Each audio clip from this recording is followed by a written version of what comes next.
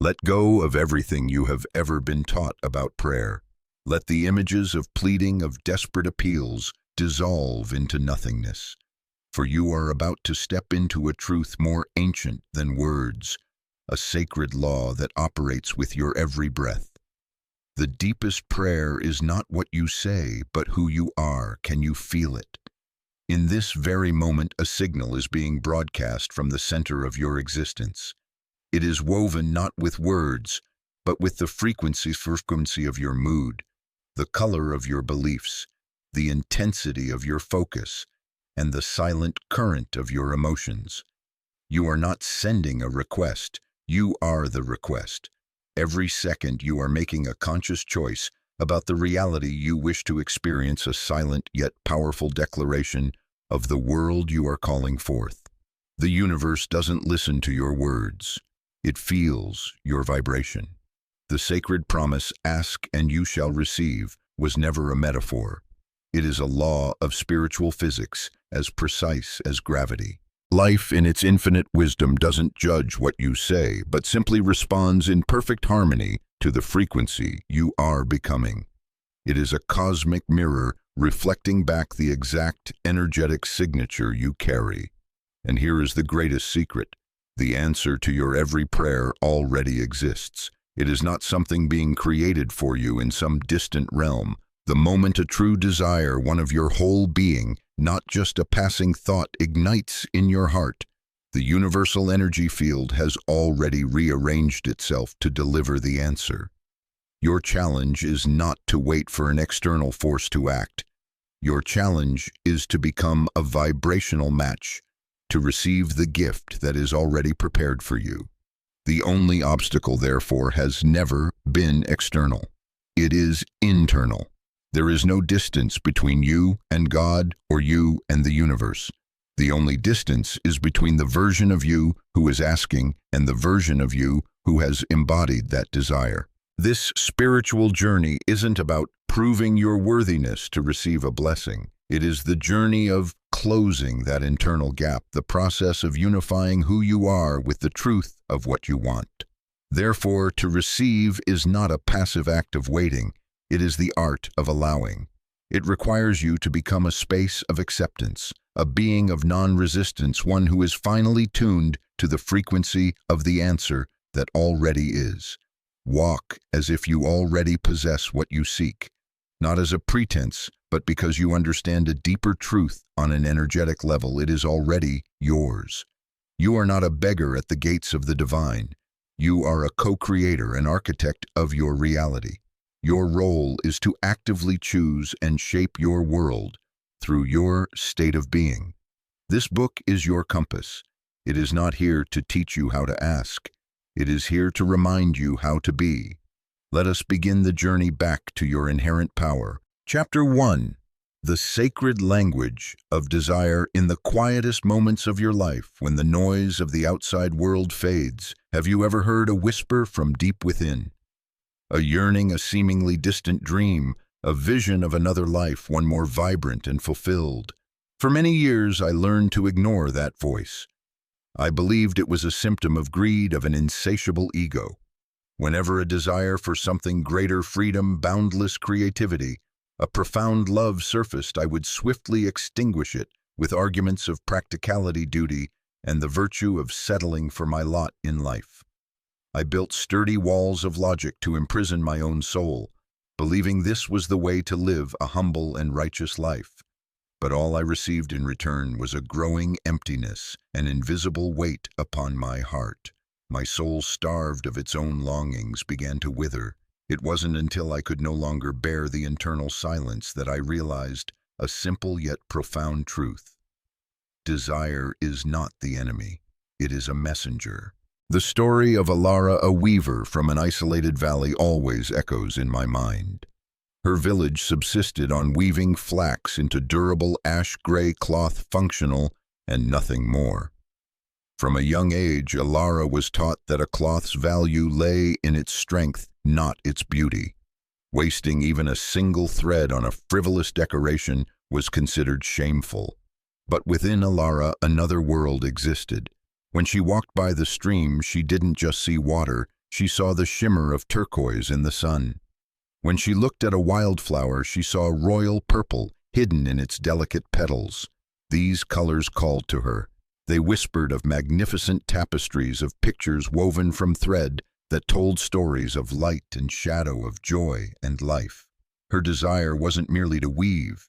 Her desire was to transform lifeless spools of thread into a symphony of color. It was a sweet sin, a secret she buried deep in her heart. She felt immense guilt for wanting something so frivolous and useless. She believed herself selfish for dreaming of yarns dyed the blue of the sky or the gold of saffron, while her people needed only cloth to keep them warm. This shame became a burden. She tried to work harder, weaving perfectly uniform gray cloths, trying to prove she was a useful artisan. But the more she suppressed it, the more her inner creative fire dwindled. Her hands became mechanical, her eyes lost their sparkle. The delay in her fulfillment came not from the loom or the thread, it came from her own internal resistance. She was blocking the flow of life that sought to express itself through her because she was ashamed of the very language it was using to speak to her. The shift began on a rainy afternoon. An old woman who lived alone on a hill and was said to understand the language of the wind came to the workshop to take shelter from the storm. She looked at Alara, saw the weariness in her eyes, and then glanced at a hidden corner where Alara had stashed a few strands of colored thread she had secretly dyed with wild berries. The woman didn't scold her. She simply said, "The color red does not wish to be hidden. It yearns to become a flame upon the cloth. That desire in you is not yours alone, child. It is the desire of life itself borrowing your hands to express its own beauty." Those words were a key that unlocked the prison Alara had built for herself. For the first time, she saw her desire not as a shameful flaw, but as a sacred signal. It wasn't the demand of her ego, but an invitation from her soul. That night, Alara did not ask the universe for colored thread. She sat before her loom, closed her eyes, and asked to become the artist who could see and weave such beauty. She focused not on the thing she wanted the thread, but on the person she wanted to become, a version of herself who lived in creative freedom, confident and worthy of bringing beauty into reality. She breathed in and felt the frequency of that freedom, of the pure joy of creation. When she opened her eyes, the world was the same spools of gray thread, the same old workshop. But she was different. The shame had dissolved, replaced by a gentle sense of permission. And then the magic began. The next day, a lost merchant arrived in the village, his cart laden with exotic dyed yarns he was meant to deliver to the capital. A wheel had broken and he had to stay for a few days for repairs. While waiting, he saw the berry-colored threads Alara had courageously hung up. He didn't see frivolity. He saw talent. Alara hadn't chased after the colored threads. She had simply become the version of herself who was ready to receive them. And the universe made the delivery in the most unexpected way. Her desire was never the problem. Her limiting belief was the barrier. When that barrier fell, the path to manifestation opened wide. The story of Kael the blacksmith reveals another facet of the same law. Kael was a skilled smith, but he yearned to serve the realm's lord, to become the armorer for the royal guard. It was a grand ambition, and he believed he had to work to the point of exhaustion, to pour sweat and blood to be worthy of it. He threw himself into his work as if it were a battle. He forced the metal, punishing it with angry hammer blows. He tried to forge the most perfect swords, but they always lacked something. They were cold and soulless. The harder he tried, the more distant his goal became. His striving and forcing only created more resistance. He didn't realize that he was asking for a position when what he truly craved was the state of mastery, of recognition and inner power. It wasn't until a piece of hot steel flew from his tongs and burned his hand, forcing him to rest, that he had a chance to stop. In that forced stillness he could no longer do. He could only be. He sat by his forge, not to work, but just to watch the fire dance. He remembered why he loved his craft, the magical transformation of metal, the dance between fire and steel. He stopped praying for the position. Instead, he began to tune himself to the frequency of a master. A master is not rushed. A master respects his materials. A master finds joy in every hammer fall, not just in the final product. When he returned to his forge, he was a different man. He forged with a sense of union, of allowing. The swords he created now seemed alive, possessing an uncanny balance and strength. He no longer had to beg for that which he already was, in essence, a master of fire and steel. And soon after, the captain of the Lord's Guard himself, passing through the village on patrol, heard of his reputation and sought him out.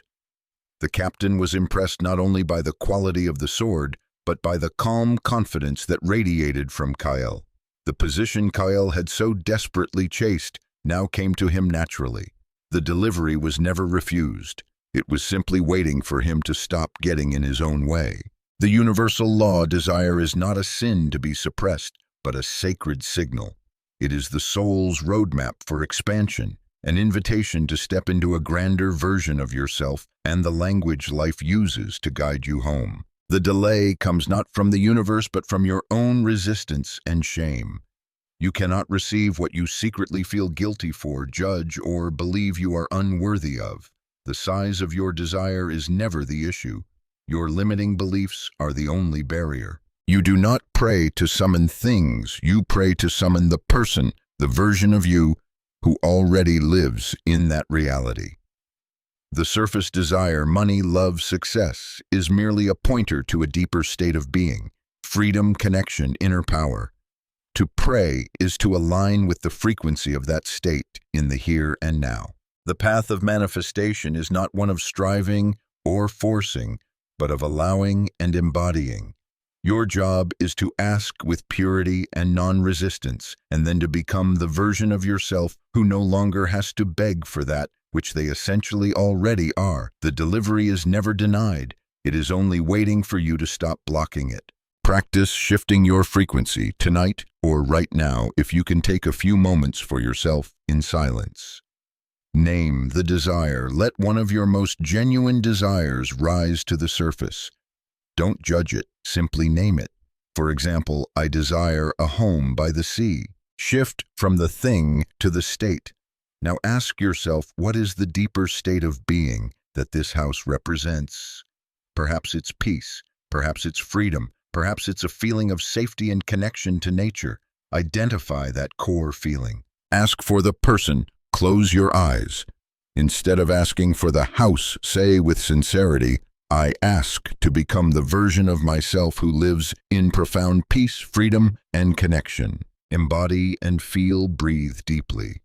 Imagine that version of you. How do they walk? How do they think? How do they experience the world? Don't try to do anything. Simply allow yourself to be bathed in the emotional frequency of that state for a few minutes. Feel that peace as already present in every cell of your body, right here, right now. This is not self-deception. This is the work of alignment. You are clearing the internal obstacles and attuning your being to the reality you desire. Practice this daily and watch how the universe begins to rearrange itself to mirror your internal shift. Chapter 2. The Sacred Silence Between Prayer and Answer. There was a time I believed the universe was a demanding king seated on a distant throne granting favors only to those who prayed the hardest and in just the right way. I spent long nights whispering my requests into the darkness only to be met at dawn by a heavy silence. That silence to me then was a rejection. It was proof of my unworthiness, evidence that my plea was either too small or too large and had simply vanished into the void unheard. Every day that passed in that silence was a day my faith was eroded. I began to doubt my own desires, wondering if I was asking for something unreasonable. Waiting turned into worry, and worry curdled into a quiet bitterness. I didn't realize that during that entire time my prayer had not only been heard, but was being actively answered. The silence I felt was not the absence of a response, but the necessary space for that response to take its most perfect form. I was so focused on hearing a yes from the outside that I failed to see my real work was to cultivate readiness on the inside. The story of Liam, a stone carver, in a small village at the foot of a mountain is a living testament to this law. The village was preparing to build a new shrine, and the greatest honor, a once-in-a-lifetime commission, was to carve the stone statue for the main hall. In Liam's heart, a pure request arose. He didn't long for fame, but for the chance to use his hands to bring sacred beauty to the place of worship. He sent that desire out into the universe with a clean faith, and then returned to his daily work.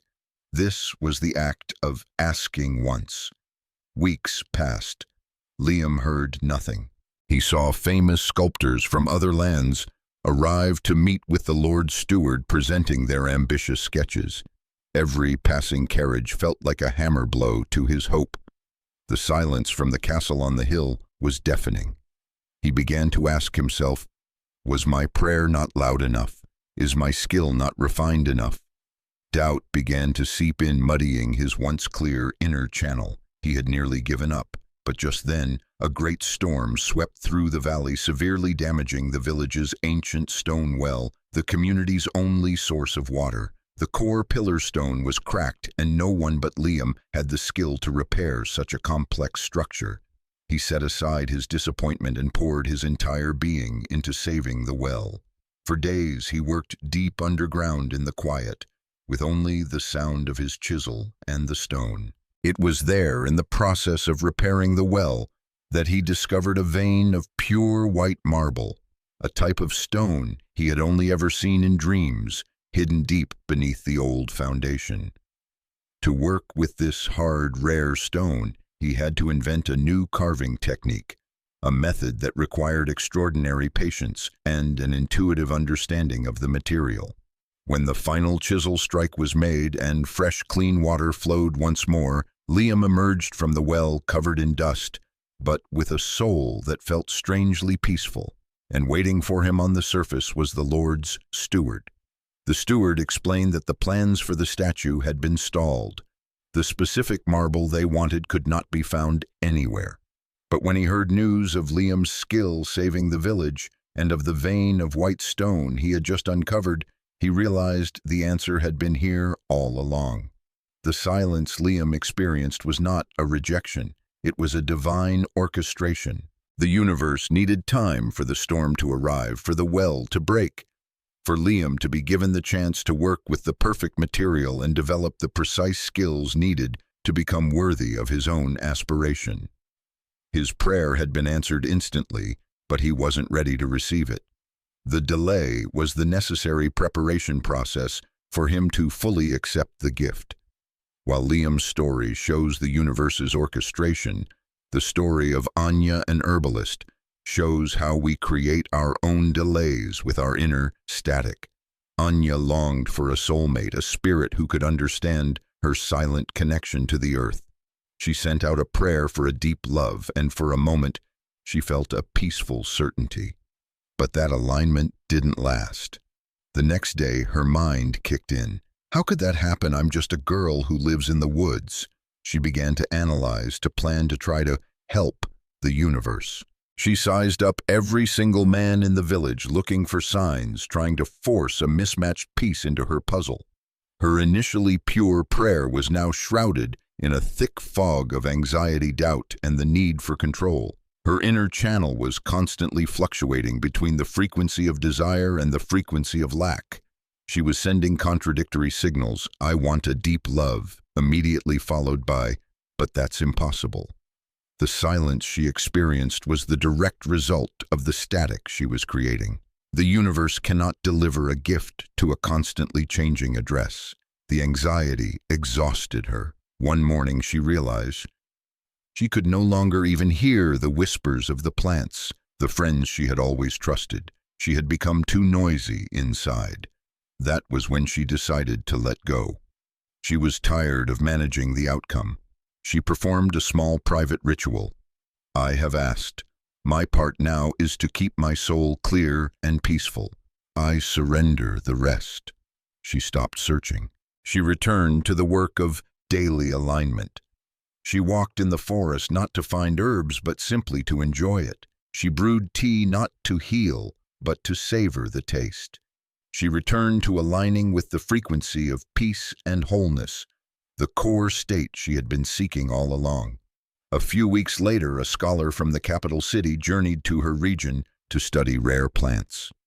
He was told of a woman with a profound understanding of the forest. When he met Anya, he was drawn not only to her knowledge, but to the deep, settled peace that radiated from her. He found in her the exact kindred spirit he had been searching for.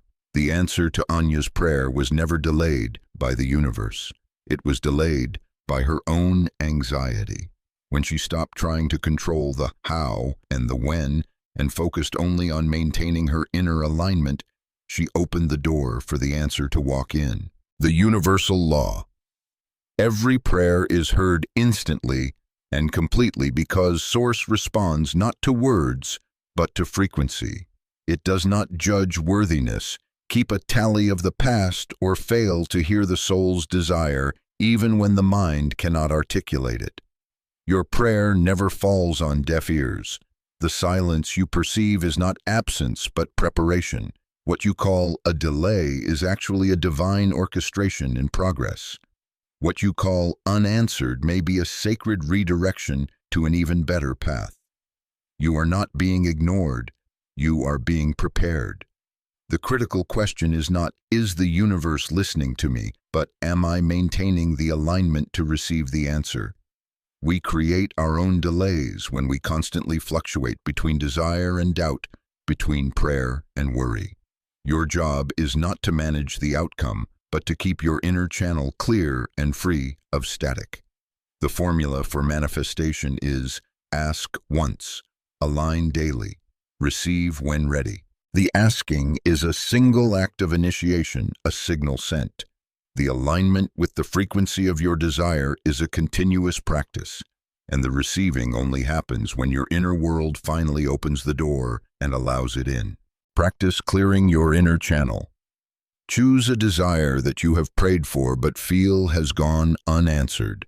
Ask again for the last time. State your request once more with clarity and purity. Then say to yourself and to the universe, I have asked. The signal is sent. I trust that it has been heard and is being processed. Write down the static. Take a piece of paper and write down all the fears, doubts, and controlling thoughts related to this desire. For example, what if it never comes? Maybe I don't deserve it. I should do X, Y, and Z to make it happen faster. Don't judge, just get all the noise out onto the page.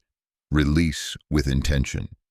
Look at that list and recognize it for what it is, the static that is delaying the answer. Perform a symbolic act to release it. You can tear the paper into small pieces or safely burn it and watch those worries turn to ash. As you do say, this is not my work. My work is alignment. Commit to daily alignment. Now commit that each day your only job regarding this desire is to spend 5 minutes aligning with the feeling of having already received it. Not thinking about it, but feeling it. Feel the peace, feel the joy, feel the freedom.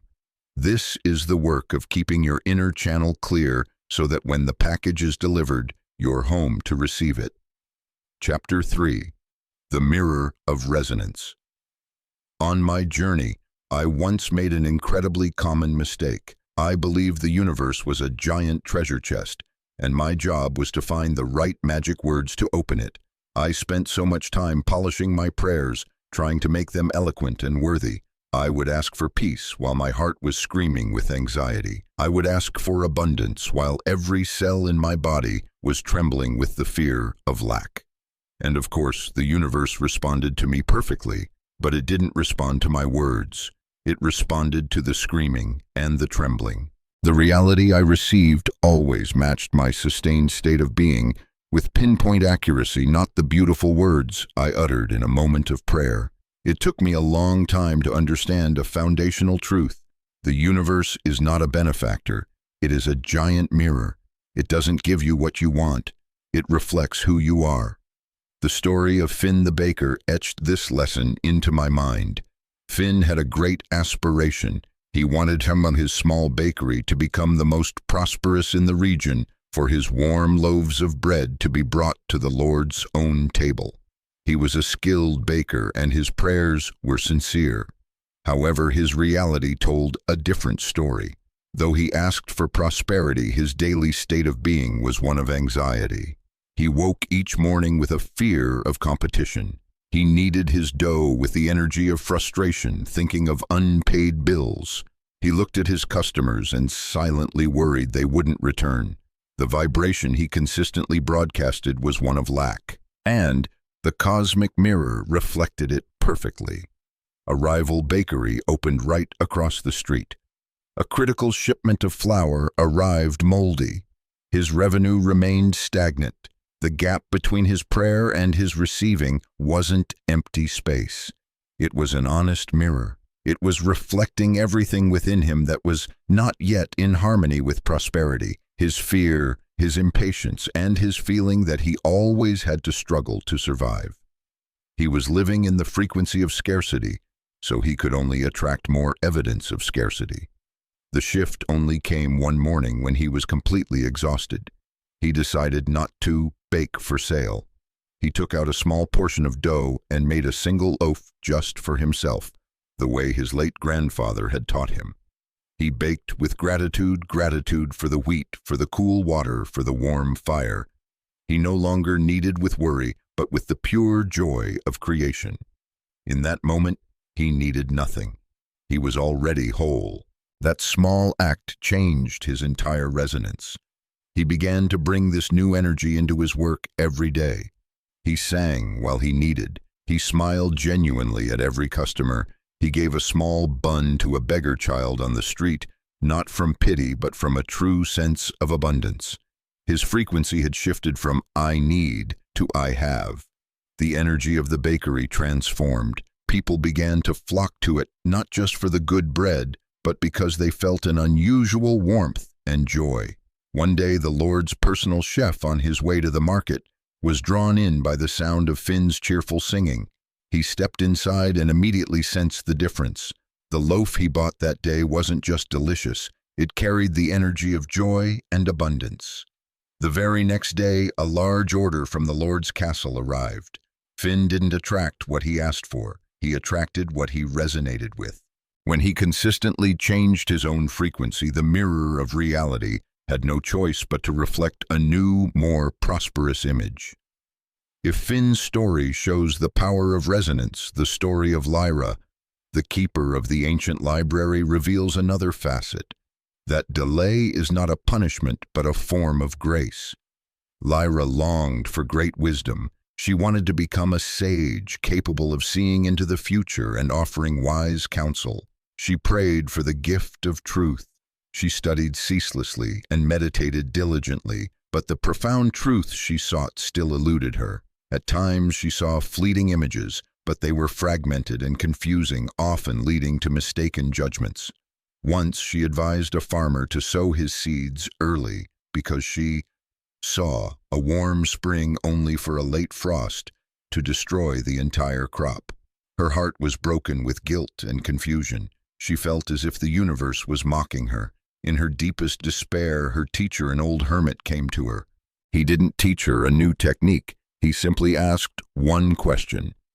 If you channel a great river into a small creek, what happens? The creek would be overwhelmed, and its banks would burst. Lyra replied.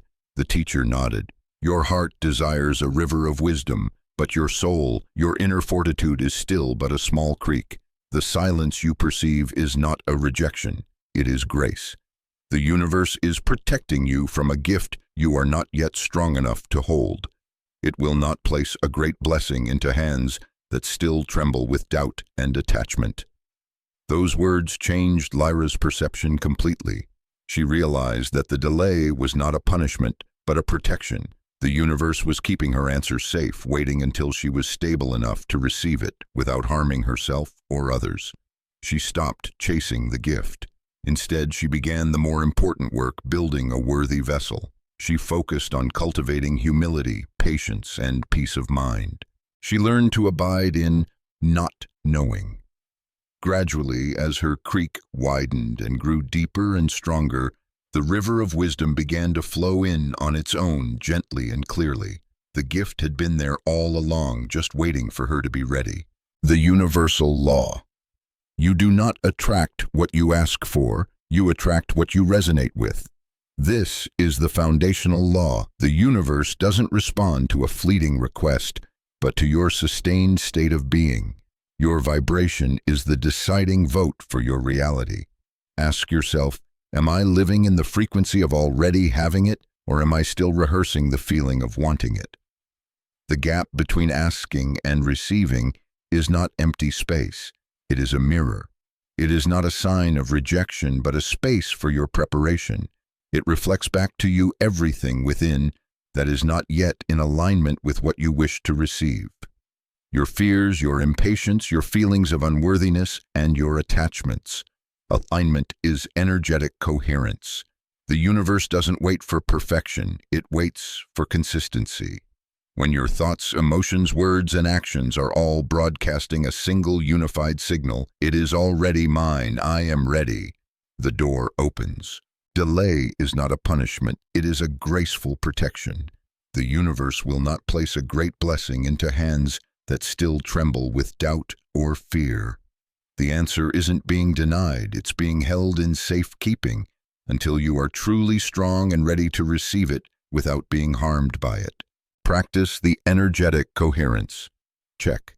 This exercise helps you become a scientist of your own energy, to look into the mirror and adjust what it reflects. Choose your aspiration. Think of something you truly desire. For example, I want a job that brings me joy and abundance. Draw 4 pillars. On a piece of paper, create 4 columns: thoughts, emotions, words, actions. Conduct an honest audit. Now fill in each column with radical honesty about your state of being most of the time. Thoughts.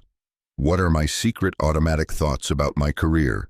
E.g., good jobs are hard to find, I'm not good enough, or there are always opportunities for me, my skills are valuable. Emotions. What is the dominant feeling when I think about my career? E.g., anxiety, feeling stuck, envy, or excitement, trust, peace, words. What do I say to myself and others about work, e.g., complaining about my current job, saying it's so hard out there, or talking about what I'm learning, sharing exciting possibilities. Actions. What do my actions reflect? E.g., mindlessly scrolling through job sites, procrastinating on improving my skills, or investing in myself, networking with a sense of joy, doing my current job with my whole heart. Find the incoherence. Look at the 4 columns. Is your signal coherent?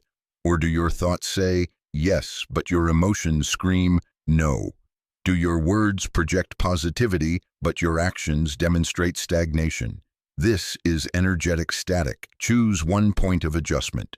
You don't have to change everything at once. Pick the weakest column and set one small intention to create coherence.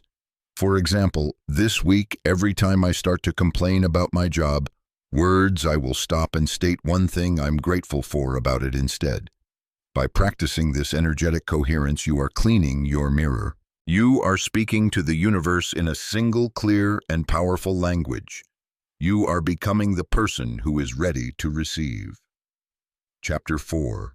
The Unlocked Door, Releasing the Burden of Worthiness. For a long time, I carried an invisible yet immense weight, the belief that I had to pay a price for good things. I believed that joy had to be bought with sorrow, success exchanged for sacrifice, and love proven through endurance.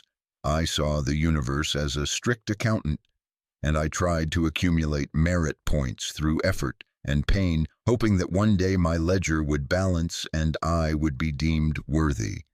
I had turned myself into a tireless climber on a ladder that had no end, always trying to climb one more rung, do one more thing, endure just a little bit more. I didn't realize that the belief in the ladder itself was the very wall separating me from everything I desired. I was standing right in front of a door that was never locked. Yet I was frantically trying to forge a key I believed had to be made from my own sweat and tears. The story of Ronan, the young musician with his lute, is a sad ballad about the trap of worthiness. Ronan carried a sacred desire. He wanted his music to touch and heal people, to be played in the great hall of the Lord. But he also carried a false conviction. He believed that true art must be born from extreme suffering. He began his journey of making himself worthy. He chose a life of hardship, believing that deprivation would deepen his soul. He practiced his lute until his fingertips bled, convinced that physical pain would transmute into musical transcendence. He denied himself simple pleasures and pushed away friends, persuading himself that sacrifice was the price of genius. He was trying to write a resume of suffering to submit to the universe, but the universe operates as a mirror, not a transaction system. It didn't reward his effort, it simply reflected his state of being. The music he wrote, though technically complex, was heavy with the energy of struggle and strain. It made listeners feel tired and uneasy because it was a perfect mirror of a soul in self-torment. When his opportunity finally came to play before the Lord, no one felt beauty. They only felt the burden. His music wasn't a gift. It was a demand for recognition of his suffering. He was rejected, and in his despair he believed it meant he still hadn't suffered enough. Broken Ronan wandered into a field and cast his lute aside. For the first time in years, he didn't do anything. He just lay down and allowed himself to exist. He listened. He heard the wind whistling through the leaves, the effortless song of the birds, the clear laughter of children in the distance. He realized a staggering truth. Beauty was already everywhere.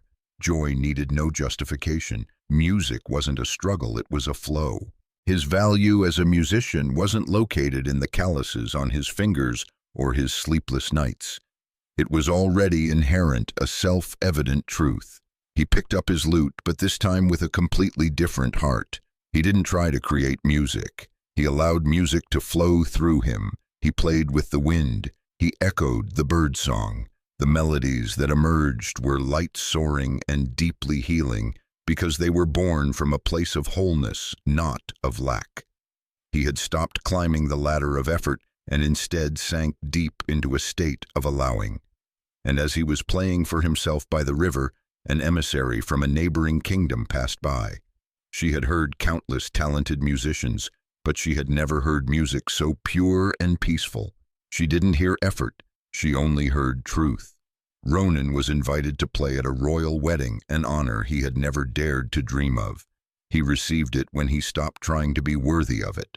If Ronan learned that value doesn't come from suffering, Maeve, a widow on a small farm, learned that grace needs no reason to be given. Maeve's life was a resume of endurance. She had worked tirelessly since she was a girl, faced down droughts, and lost her husband. She believed that strength meant self-reliance. She was proud of her ability to manage alone. When kind neighbors offered to help mend a fence or share some vegetables, she would always smile and decline. "Thank you for your kindness, but I'm fine. Save it for someone who needs it more." She didn't realize that the gate she erected to protect her pride was the same gate that blocked the flow of grace.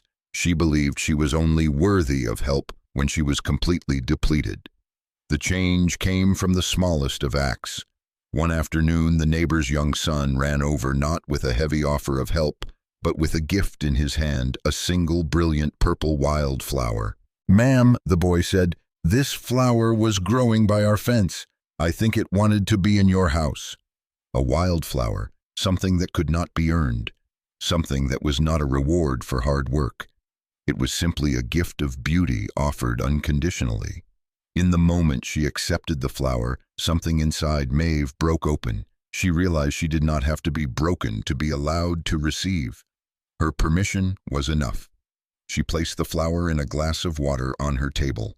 That small act of allowing a single tiny piece of beauty into her life shifted her entire energy field. The next day, when her neighbor offered help again, she smiled and said, "Thank you, I would be so grateful for the help." She had opened the gate, and the river of support, which had always been there, began to flow. People came to help not because they pitied her, but because her act of allowing created a space for their kindness to be expressed. Her farm revived not by her effort alone, but by the power of the community she finally allowed herself to be a part of. She wasn't here to prove her strength, but to express her wholeness through receiving. The universal law. Your value is a self-evident truth, never needing to be argued for or proven. The belief that you must strive, suffer, or fix yourself to become worthy is the very gate you build to block what is already yours. The universe operates as a mirror, not a transaction system. It does not reward effort. It reflects your state of being. The old paradigm says you receive when you are worthy. The true law is you receive when you align. Receiving is not about climbing a ladder of effort, but sinking into a state of allowing. Grace is not a reward for endurance. It is the remembrance of your own inherent wholeness. Allow yourself to be supported and blessed without a resume of suffering. You are not here to prove your goodness, but to express your wholeness and completeness. The energy field is not waiting for your effort or your worthiness. It is only waiting for your permission to flow. Practice releasing the ladder of striving. This practice is designed to help you step out of the struggle paradigm and consciously sink into the state of allowing. Identify your ladder. Think of a goal or aspiration in your life. Write down the ladder you believe you must climb to get it. These are the beliefs about effort sacrifice or conditions you've placed upon yourself. For example, to find love, I have to become more perfect, or to be successful, I have to work to the point of exhaustion. Let the ladder go. Look at what you've written. Read this sentence aloud. This is a ladder of my own making. It is not a requirement of the universe. Imagine yourself standing at the foot of this ladder, and instead of taking a step up, you gently push it away. Feel the relief of no longer having to climb. Sink into support. Close your eyes. Imagine you are standing on the shore of a warm, clear lake. This lake is Source Grace Life itself. Instead of trying to swim across it, striving slowly, lean back and allow yourself to float. Feel the water immediately and perfectly support you. You don't have to do anything. You are held simply because you exist. Speak your permission. While floating in this feeling of being supported, whisper your words of permission. These are not requests, they are declarations. My value is self-evident. I do not have to do anything to prove it. I release the need to suffer to be blessed. I allow ease, support, and abundance to flow into my life now. Stay in this state for 5 minutes. When you open your eyes, carry this feeling of being supported with Jesus throughout your day. Whenever you feel the urge to start climbing again, pause, take a deep breath, and remember the feeling of floating effortlessly. This is your work, not striving, but allowing. Chapter 5. The Heart's Compass. Feel it first. See it later. My spiritual journey took a decisive turn the day I realized the universe does not speak English. It speaks the language of emotion. For years, I tried to think positively. I repeated affirmations like a parrot, hoping that if I said something enough times, it would become true. I prayed for peace while my heart was pounding with anxiety. I declared myself abundant while my stomach was clenched with the fear of lack. And the universe, in its infinite wisdom, was always listening. But it wasn't listening to my words. It was listening to the pounding of my heart, feeling the clenching in my stomach. It responded perfectly to the true frequency I was broadcasting, not to my hollow words. I was waiting for the outside world to change so that I could feel different. It wasn't until I collapsed from exhaustion that I understood the supreme law. I had to have the courage to feel different first, and only then could the outside world change. Isolde, a weaver living in a struggling village, learned this lesson profoundly. A harsh winter had brought on a famine, and the village's only hope lay in her beautiful tapestries. She had a clear desire to sell these tapestries in the capital for a high price to bring back wheat and life for her people. She sat at her loom each day, her hands deftly weaving complex patterns. But while her hands wove beauty, her mind wove scarcity. She would look out the window and see anxious faces. She would hear the cries of hungry children. She would feel the cold emptiness in the village food stores. Her prayer was for abundance, but her emotion was scarcity.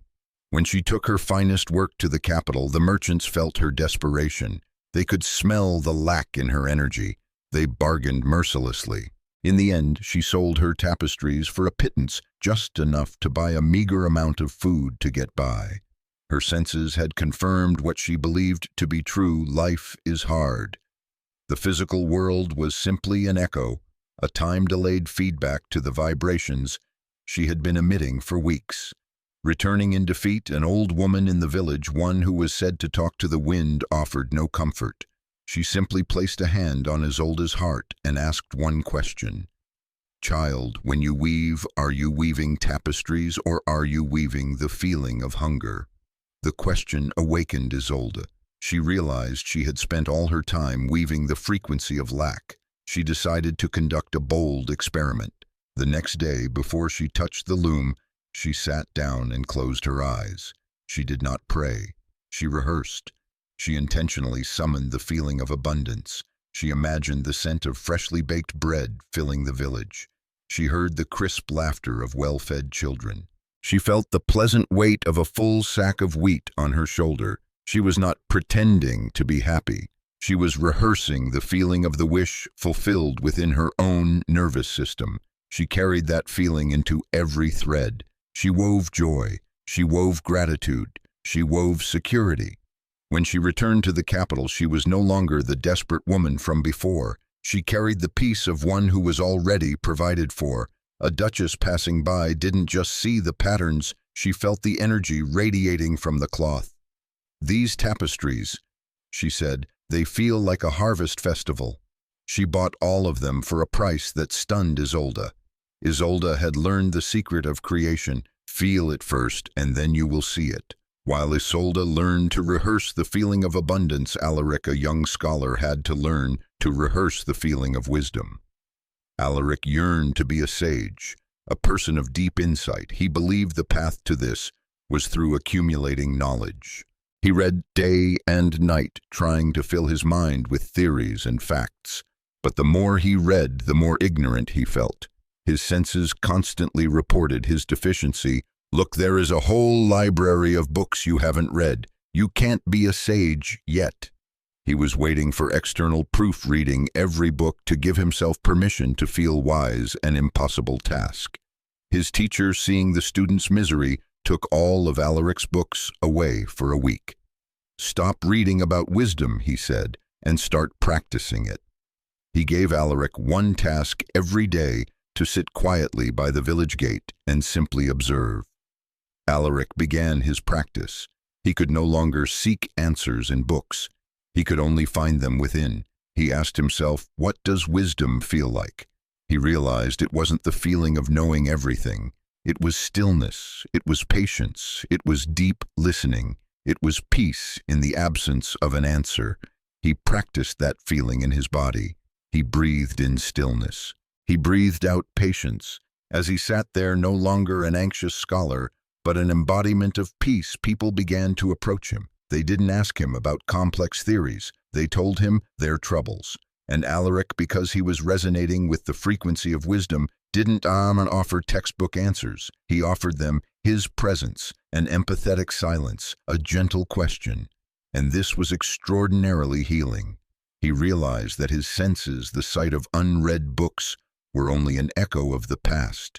His feelings, the peace he was actively rehearsing, were the creation point of the future. The universal law. The law of manifestation is this: you don't get what you ask for with words. You get what you feel to be true. Your emotion is a creative frequency. The universe does not respond to your words. but to the precise emotion and vibration behind them. Feel it first, and then you will see it. This is the reversal of the creative process. Do not wait for an external result to feel peaceful or abundant. Have the courage to rehearse the feeling of peace and abundance in your nervous system first, and external circumstances will have to rearrange themselves to match that inner state. Your senses are just an echo of the past. Your feelings are the creation point of the future.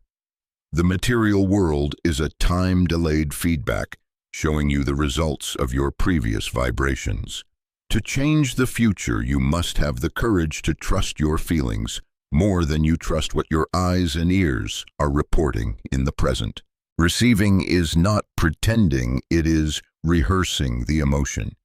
It is the process by which you actively practice and familiarize yourself with the feeling of the wish fulfilled until it becomes your natural state of being. When you remember how to feel it, you will be allowed to live it. Practice the emotional rehearsal room. This is your sacred space where you are not a victim of reality, but the architect of the future. Set aside 5 to 10 minutes where you will not be disturbed. Choose your frequency. Select a state of being you want as your reality. Don't choose a car. Choose the feeling the car represents: freedom, security, pride. Mute the echo of the past. Close your eyes. Make a conscious decision. For the next 10 minutes, what my eyes see, my ears hear, my hands touch, is old news, the result of what I felt yesterday. It has no power over what I choose to feel right now. Become an actor of the emotion. Now summon the feeling you've chosen. If it's peace, what does that feel like in your body? Is it a warmth spreading in your chest, a relaxing of your shoulders? If it's being loved, does it feel like a blossoming in your heart? Don't just think about it. Use your body to generate it. Breathe into the feeling. Live in it. Once you catch even a spark of the emotion, stay with it. Let it grow. Your mind might protest, but this isn't real. Gently answer it. This is my most important work. I am rehearsing for my future role. Let the feeling fill every cell. Carry the afterglow. When you finish, don't rush to get up. Sit for another moment and feel the residue of that emotional state. Your assignment is to carry a little of this afterglow with you into your day. Each time you rehearse, you are making this new state more familiar to your body and mind. You are training yourself to become a vibrational match to your miracle. Chapter 6. The language of silence. When a closed door is the answer. I used to measure the universe's response by what I received. A new opportunity, a chance encounter, an unexpected gift. These were the signs that I had been heard. Conversely, silence to me was synonymous with abandonment. A door slamming shut in my face.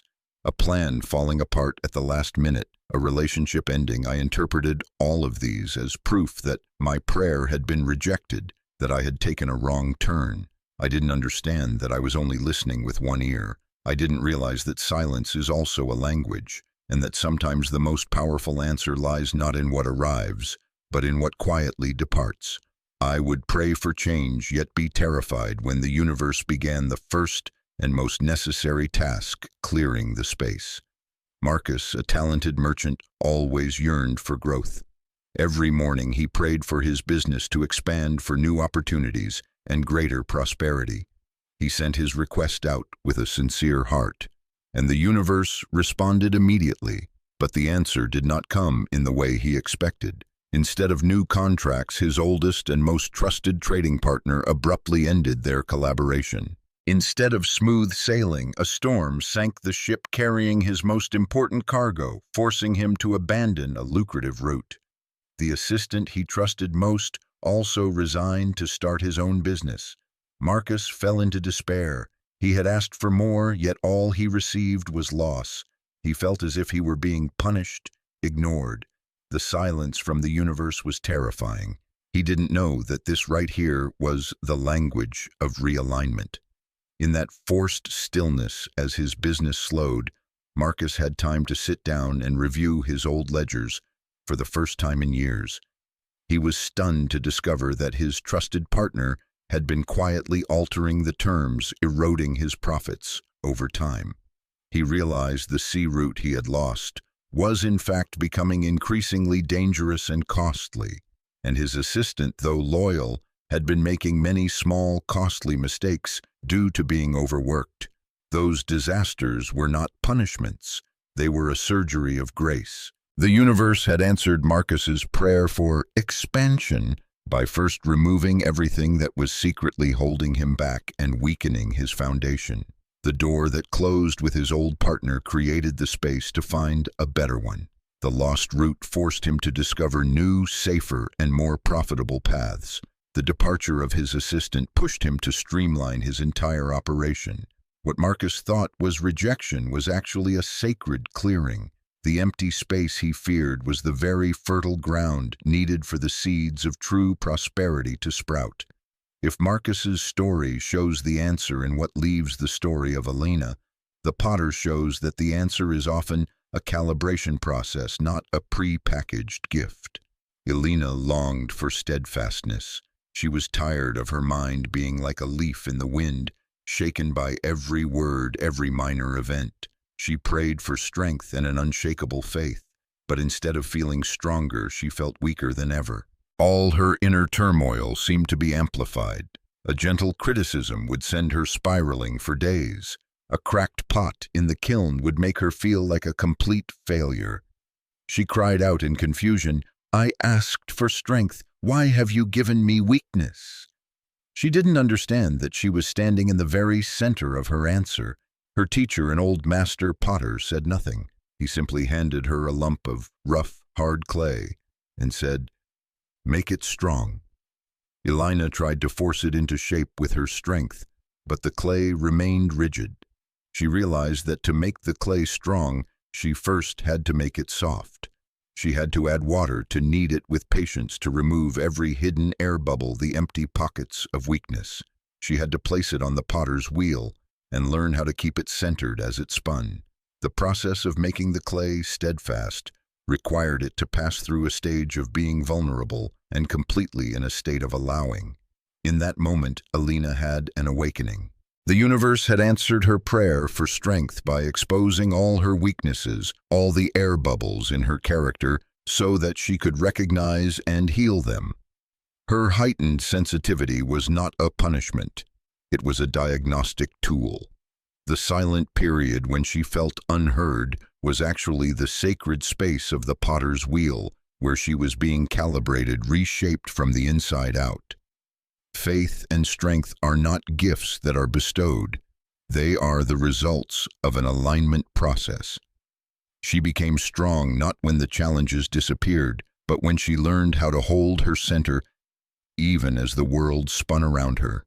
The universal law, silence, is not a rejection. It is a language of the universe. The answer often lies not in what arrives, but in what departs. Closed doors, ended relationships, and failed plans are not punishments, but an invisible clearing and realignment to prepare the space for something better. The answer often comes as a calibration process, not a pre-packaged gift. When you ask for peace, the universe may expose all your inner chaos for you to heal. When you ask for abundance, you may receive a lesson in trust. This is not a delay.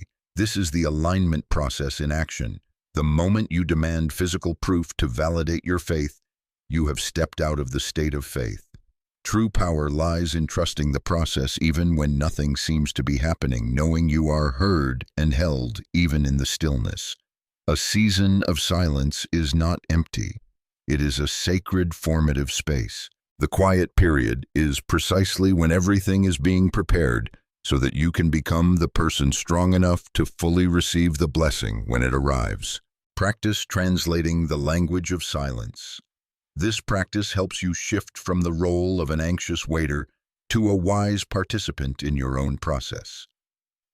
Identify the silence. Think of an area in your life where you feel stuck, ignored, or where a door has recently closed. Release the victim role. Let go of the question, "Why is this happening to me?"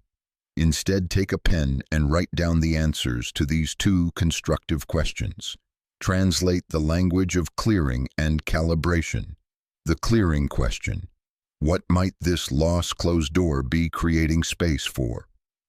What element, an old belief, a habit, a relationship that no longer fits, is the universe gently helping me release?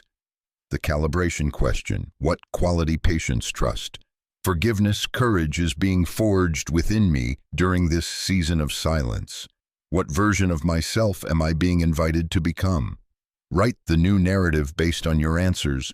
Rewrite the story. For example, instead of "I lost my job," write, "Space is being cleared for my true life's work, and I am being calibrated to become more courageous."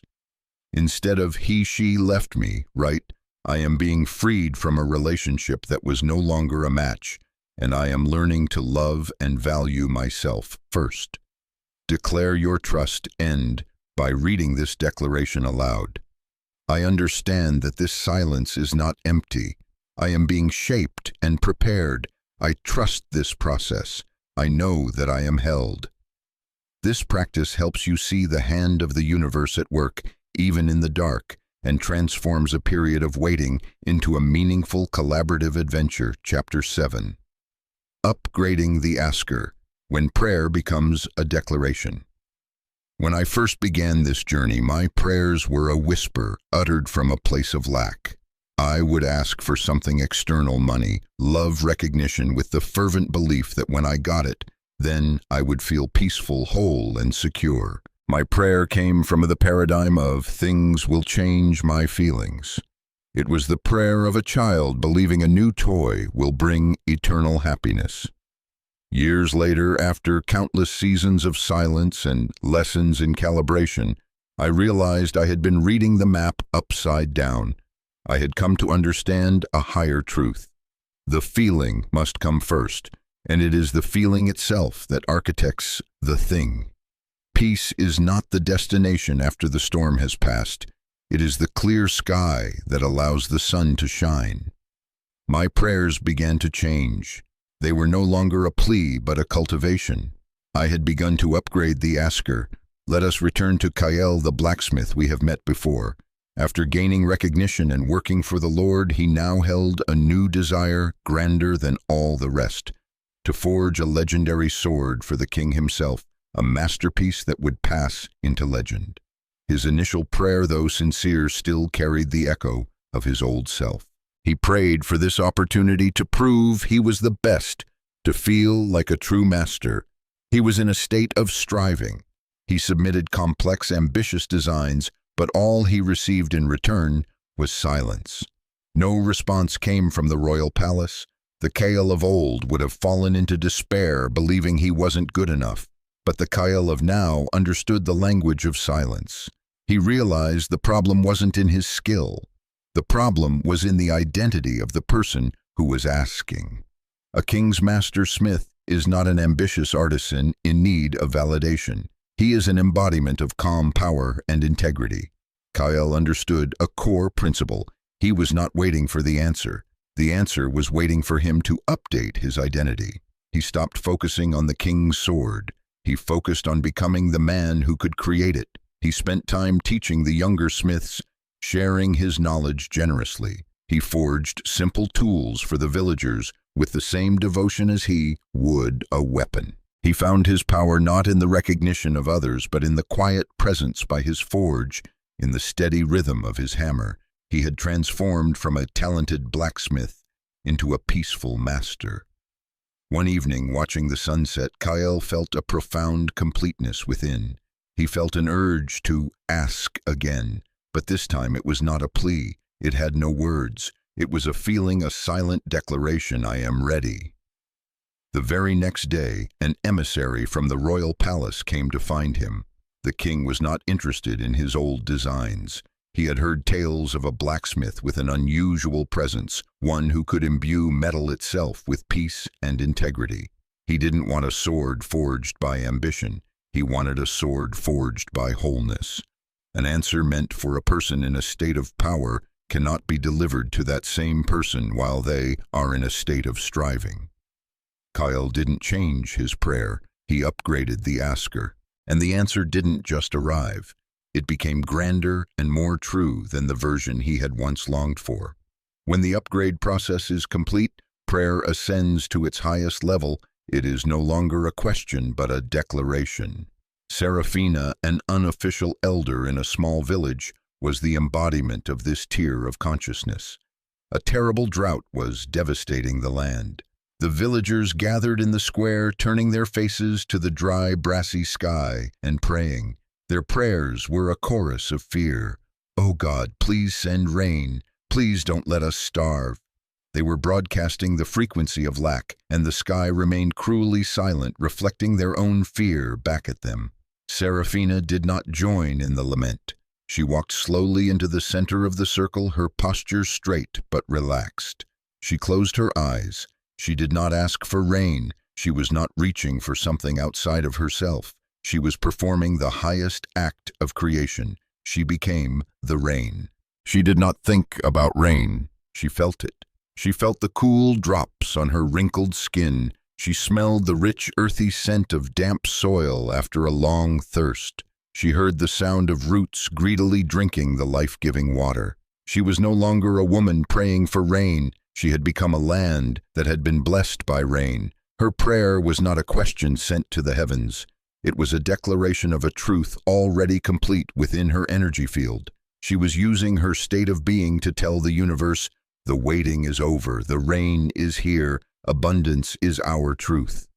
Her energy of calm certainty began to radiate. It was so powerful that the cries of the villagers slowly died down.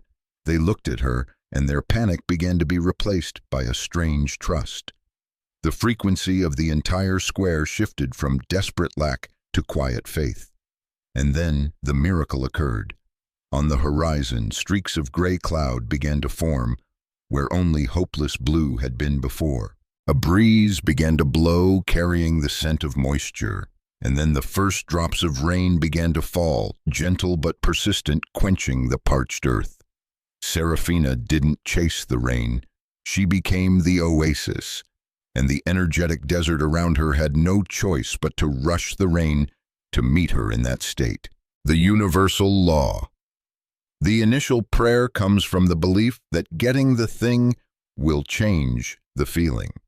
The higher prayer comes from the knowing that the feeling must come first, and it will architect the thing. Peace is not the result.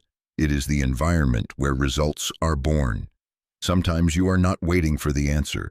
The answer is waiting for you to update your identity. An answer meant for a person in a state of power cannot be delivered to that same person while they are in a state of victimhood. Upgrade the asker, and the answer will find you. Ask again, not because the first time failed, but because you are now ready to ask from a place of power instead of contraction. When you ask from wholeness, from peace, from a matured energy, the answer is not only different, it is accelerated. At the highest level, prayer is no longer a question, but a declaration, not a striving, but a claiming. You no longer chase what you want, you become it. And when you do, the energy field has no choice but to rush to meet you in that state. Practice the prayer upgrade ritual. This is a ritual for you to consciously shift the energy of your prayer from one of lack to one of declaration. Recall the old prayer. Remember a desire that you once prayed for from a place of lack, fear, or longing. For example, "Please let me have enough money to pay my debts. I can't take this anymore." Acknowledge your growth. Take a moment to acknowledge the person you are today. You are stronger, wiser, and more resilient. You are no longer that desperate person. Thank your old self for getting you to where you are today. Define the new identity.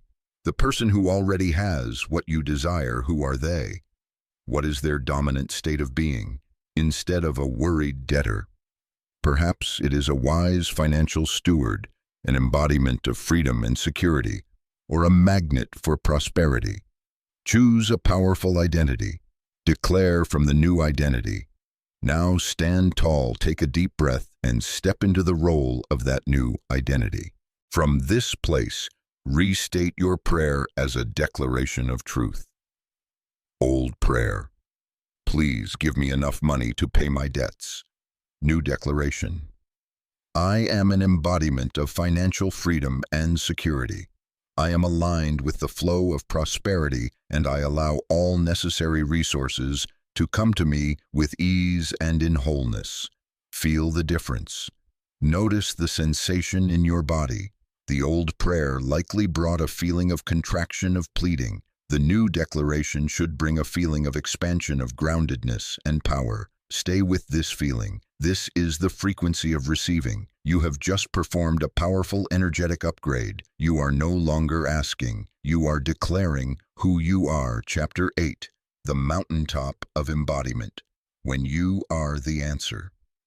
There comes a moment in the journey when prayer falls silent, not because faith or desire has been lost.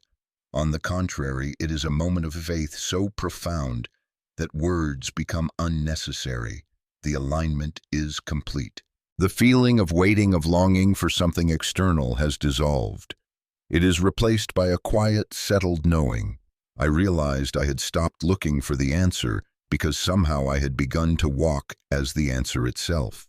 This is the final and most profound transformation from a seeker to a conduit, from a desirer to an embodiment. I was no longer trying to fill an inner void. I began to create from the very fullness I had cultivated. My old self would have looked at a blank canvas and seen lack. My new self looks at it and sees an infinite space for joy to be expressed. This is the mountaintop where you no longer pray to get higher because you realize you are the mountain.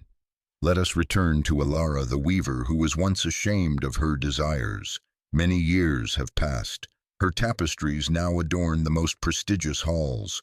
She has achieved success and recognition, but a new, deeper desire has sprouted within her, not just to create beauty, but to create a sanctuary for it, a school where others could learn to weave their own joy, freeing them from the limiting beliefs that once held her captive.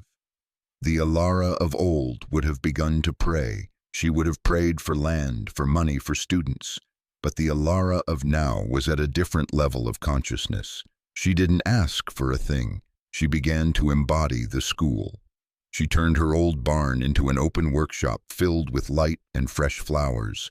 She invited a few village children to come, teaching them to dye thread from herbs and petals, not as a stern teacher, but as a friend sharing her joy.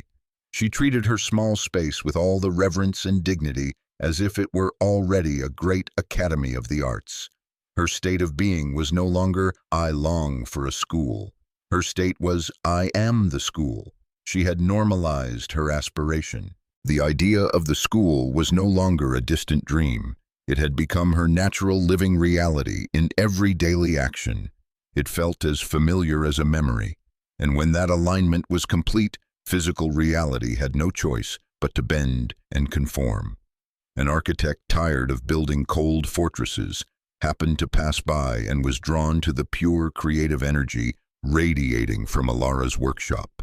He didn't just see a barn, he felt the soul of the school that Alara was embodying. Inspired, he offered to draw her a design as a gift, not for money, but for his own soul. Shortly after, a wealthy patron who had commissioned Alara's work came to visit. She saw the children laughing, saw the inspiring design on the table, and felt the wholeness of the project. She offered to fund the entire construction. The outside world did not bestow a school upon Alara. It arrived and built itself around the school she already was. The final truth of this journey is encapsulated in the story of Silas, the old lighthouse keeper. For his entire life, Silas believed his purpose was to tend the lamp. He was a servant of the light, ensuring it always burned to guide the ships. He saw the light as something outside of himself, something he had to maintain. Then one day, news came that an automated lighthouse was to be built, and his job would no longer be needed. Silas felt his life's purpose was about to be extinguished. During one terrifying storm, the lamp's mechanism broke. Amidst the darkness and the roar of the sea, Silas felt utterly helpless. The light he had served his whole life was gone. In that moment of complete surrender with nothing external left to hold on to, he had a profound epiphany. He realized the true light was not the flame in the lantern. The true light was his own unwavering presence, his steadfast intention to keep others safe, the focused concentration he had maintained for so many years. The lamp was just a tool. He was the lighthouse. He stopped waiting for the light because he realized he was the light. Unable to relight the lamp, Silas did the only thing he could. He stood at the highest window in the dark and became the lighthouse. He projected his energy, his calm, his steadfastness, and his intention to guide out into the storm. A lost ship was heading for the rocks. In the chaos, the captain saw no great beam of light, but felt an inexplicable feeling, an inner urge, a certain knowing of which way to turn the wheel. The ship was saved. Silas no longer sought the answer externally, because he realized he himself was the gate through which the answer entered. His prayer was no longer sent from the foot of the mountain in fear. It had become a silent, steady presence on the peak. The answer was not out there, it was him, the universal law. The final stage of manifestation is when you stop praying, not from a lack of desire, but because the alignment is complete. You no longer wait for the answer because you have begun to walk as the answer itself. This is the transformation from a seeker to a conduit, an embodiment. You stop creating from the pain of emptiness and begin creating from the joy of fullness. Speak as one who knows, move as one who no longer doubts, and give thanks not in hope but in the knowing that it is already true within you. When you normalize your aspiration to the point that it feels as natural as a memory, physical reality must bend to conform to your embodiment. Life will send the people and opportunities that match the new frequency you have. Become building a new world around the new you. You no longer seek the answer externally because you realize you are the gate through which the answer enters.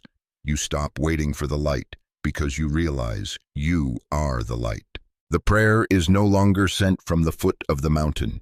It is declared from the peak. The answer is not out there. It is you. Practice walking as the answer. This is not a visualization exercise, but a practice of embodiment. It is the final step, living it. Identify your embodiment. Choose an aspiration you have worked with through these chapters. Now stop thinking about wanting it. Instead, ask a powerful question. The person who already is the answer to this desire, how do they live their day? Choose one act of embodiment. Don't try to change your whole life in one day. Choose one small, specific action you can take today that is in perfect alignment with the person who already lives in that reality. If your aspiration is financial freedom, the act might be to drink a cup of tea in a beautiful place, not from a sense of wastefulness, but from a feeling of relaxation and abundance. If your aspiration is vibrant health, the act might be to take a walk in nature, not to get exercise, but to revel in the joy of a healthy body. If your aspiration is peace, the act might be to take 5 minutes to sit in silence doing nothing, not because you're tired, but because that is what a peaceful person does. Act from fullness. This is the key. When you perform this act, do it with the intention that you are doing it, because you already are that person, not in order to become that person. Feel the difference. This is creation from joy, not from lack. Acknowledge the truth. After completing the act, place a hand on your heart and silently acknowledge, this is not waiting, this is not hoping, this is my truth. I am the answer.